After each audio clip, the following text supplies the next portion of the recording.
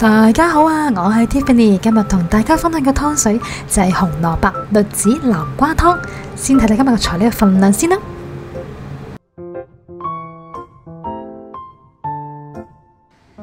呢個呢就係栗子啦，咁呢我就去咗街市呢買一啲已經去咗殼嘅，咁返嚟呢就唔使自己去殼咁麻煩啦。栗子係秋天當造嘅食材，具有健脾養胃、補腎強筋同埋活血止血嘅功效。咁呢個呢就係紅蘿蔔啦。咁我通常煲湯呢都會揀有泥呢隻啦。咁如果大家中意用甘筍都可以嘅，因為都係隨個人嘅口味。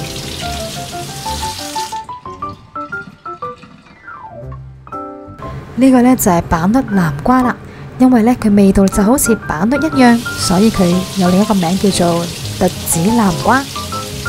南瓜都係秋天當造嘅蔬菜，所以我今日揀佢嚟煲湯。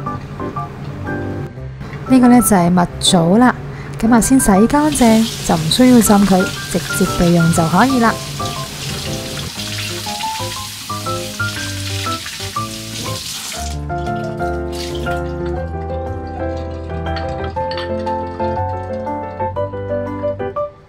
咁呢個瘦肉豬展呢，咁我先洗乾淨，一陣間就會飛水。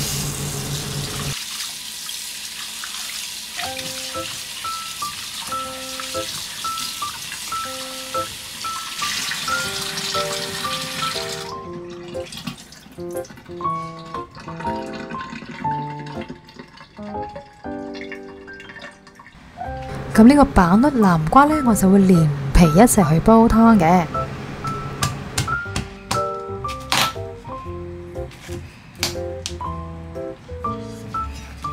板栗南瓜有豐富嘅胡蘿蔔素同埋番茄紅素，亦有美容養顏、抗癌嘅作用，同埋防止糖尿病嘅功效嘅。板栗南瓜中間嘅囊呢，我哋就會用匙羹去刮走佢唔要嘅。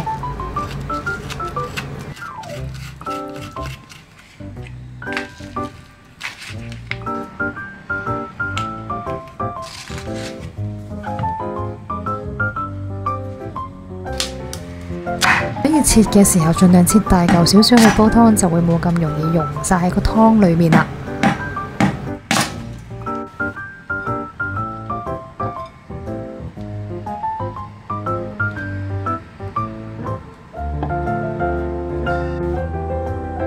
紅蘿蔔呢，我就會連皮一齊去煲湯啦。咁我而家先將頭尾切走唔要。如果大家中意去皮呢，都可以嘅，都係按個人喜好啦。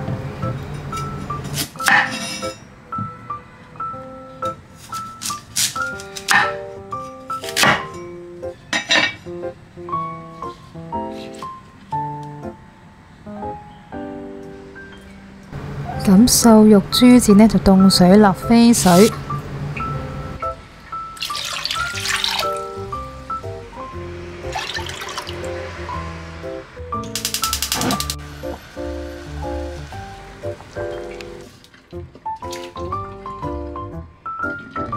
瘦肉飛完水之後呢，就用清水沖返乾淨佢，然後備用。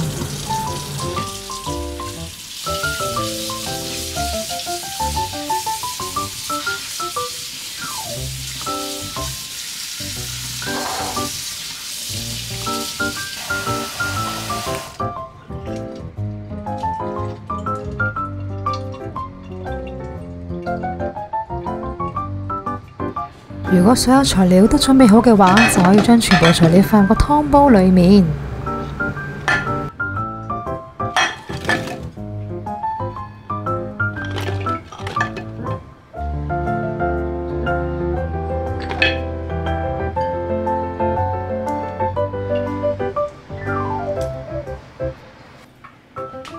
然後就加入清水。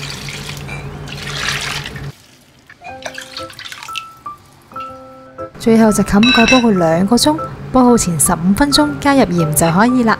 因為呢，我呢個電子湯煲啊，如果大家用明火去煲湯嘅話呢，就記得先用大火煲佢10分鐘，然後再轉小火煲佢2個鐘就可以啦。